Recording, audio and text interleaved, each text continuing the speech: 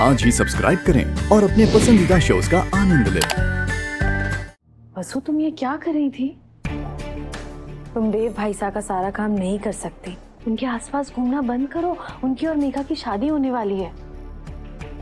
उन दोनों को चाहिए कि वो दोनों एक दूसरे के साथ ज्यादा से ज्यादा टाइम स्पेंड कर सके।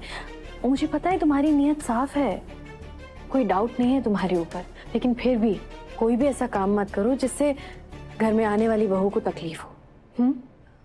दिव्या मैडम, आप ऐसे क्यों कह रही हैं? मैं यहाँ खुद नहीं आई थी, ना ही मैं देव सर का सामान पैक करना चाहती थी। वो तो देव सर ने कहा कि वसु, इट्स ओके, तुम जाके किचन में काम कर लो, मैं ये कर देती हूँ, जाओ।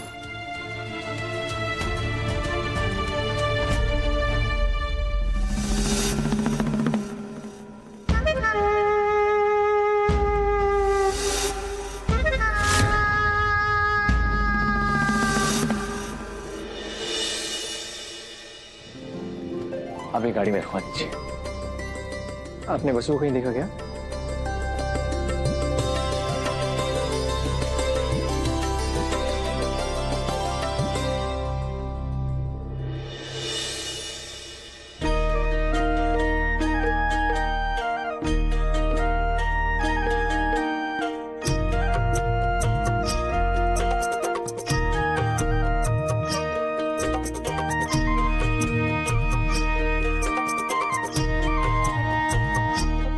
जीते रहो।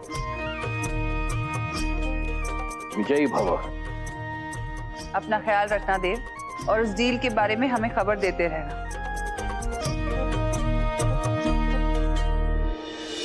माँ साहब चिंता मत कीजिए, मैं ये डील फाइनल करके ही आऊंगा।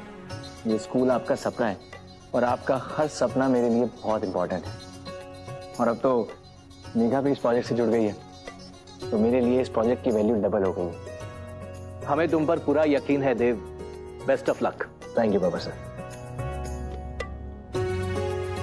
मैम, आपका बेटा हर काम में परफेक्ट और बेस्ट है, मुझे लक की क्या जरूरत है? मेघा बेटा, इतने कम समय में तुम हमारे देव को इतनी अच्छी तरह से जान गई हो। अब सच में हमें देव की चिंता ही नहीं होती है। देव, आप चले, फ्लाइट का टाइम हो रहा है। एक मिनट में पानी पी लेता हूँ। सावित्री मासी, वसु मेरे लिए कुछ खाने का पैक करने वाली थी, उसे कहिए कि गाड़ी में ही दे देगी। जी। पापा पापा साहब चले। हाँ हाँ चलो। चलो आओ। लाडो, जा, तेरे धनी तुझे याद कर रहे हैं। तेरे हाथ का बना खाना वो अपने साथ दिल्ली ले जाना चाहते हैं। हाँ बुआ, बस सारे डब्बे तैयार हैं, आप ये ले जाइए, उन्हें दे आइए। लाडो, छोटे हुकुम ने मुझे डब्बे लाने को नहीं कहा था। बल्कि वो तो तुम्हारे हाथ से डब्बा लेने का इंतजार कर रहे हैं। मुझे लगता है ना, डब्बा तो बस एक बहाना है। असल में छोटे हुकुम को मेरी वसु से मिलना है। और मुझे पता है तुझे भी अपने धनी को बाहर जाते हुए विदा करने का बड़ा मन है ना, तो फिर मना क्यों कर रही है? एक बात हमेशा याद रखना, छोटे हुकुम थारे से जितना भी सम्मान से पेश आवे, मेघा मैडम थारी मालकिन ही रहेंगी और हम उनके नौकर। मैं देव भाई साहब के सारे काम करने बंद करने होंगे। उनके आसपास घूमना बंद करो। उनकी और मेघा की शादी होने वाली है। क्योंकि बुआ, देव सर ने बाय बोलकर विदा करने का हक मारा ना है, जो हक तो मेघा मैडम का है। हमारी जिम्मेदारी तो डब्बा बांधने तक ही थी। डब्बा देकर आना ये हमारा काम न है। इसलिए आप जाइए और ये डब्बे आप ही उन्हें दे आइए। जाइए। लाडो, देख बेटा, घर से बाहर जाते वक्त किसी से नाराज नहीं होते बेटा। बुआ, आप जाइए, जल्दी से डब्बे देकर आइए। अगर आप ऐसे देर करेंगे ना तो कहीं ऐसा ना हो कि देव तो बिना डब्बे लिए चले जाए। जल्दी जाइए जाइए। मैं जानू देव सर, मैं जाते वक्त आपको प्यार से विदा नहीं कर पाई, लेकिन मैंने अपना सारा प्यार आपके खाने में घोल दिया है। अरे धनी,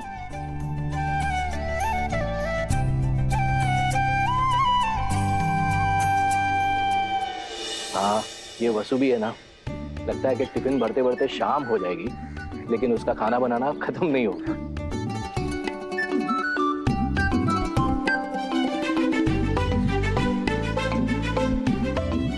लो। छोटे हुकुम, वो वसु दोपहर के खाने की तैयारियों में व्यस्त है, इसलिए मैं आपके लिए डब्बे ले आई। ठीक है, आप गाड़ी में रखवा दीजिए। जी। देव, आई थिंक तुम्हें अभी निकलना चाहिए, टाइम हो गया है।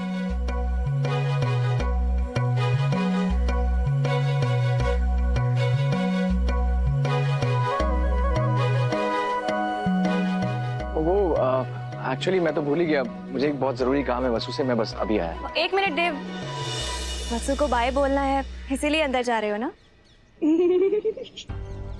भाभी ने सही कहा था, मेघा तो अब भी से देव ने अच्छे से जानने लग गई है। देव, क्या काम है वसुधा से? नहीं मासा, वो मैं दिल्ली जा रहा था ना, तो पीछे से सत्य से रिलेटेड कोई भी वसु को डायरेक्टली कॉल आया, उसे क्या बोलना है बस वही समझाना था। इतनी सी बात, अरे मैं हूं ना, वसु को कोई कॉल आएगा तो मैं हैंडल कर लूंगी। तुम प्लीज अच्छे से जाओ और चिंता मत करो, और प्लीज जल्दी जाओ, नहीं तो सच में फ्लाइट मिस हो जाएगी। हाँ देव, देर हो जाएगी, चलो।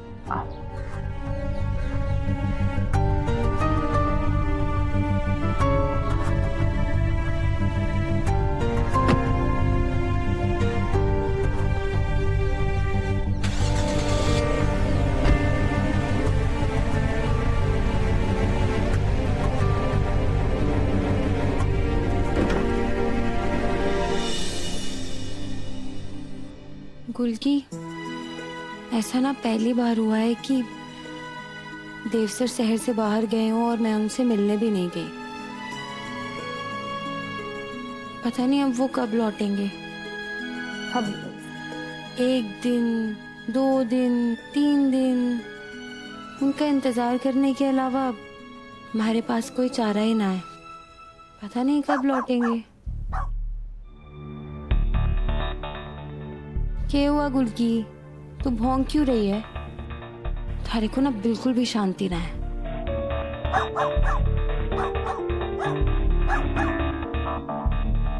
मैं देख कर आती हूँ। कौन है?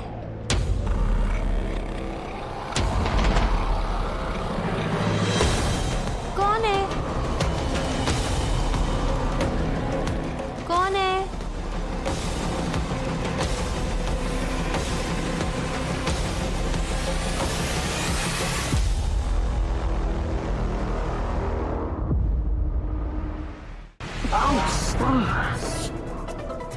देव सर, आप यहाँ क्या कर रहे हैं? आराम से बोलो, कुछ सुनने का तो आफत आ जाएगी।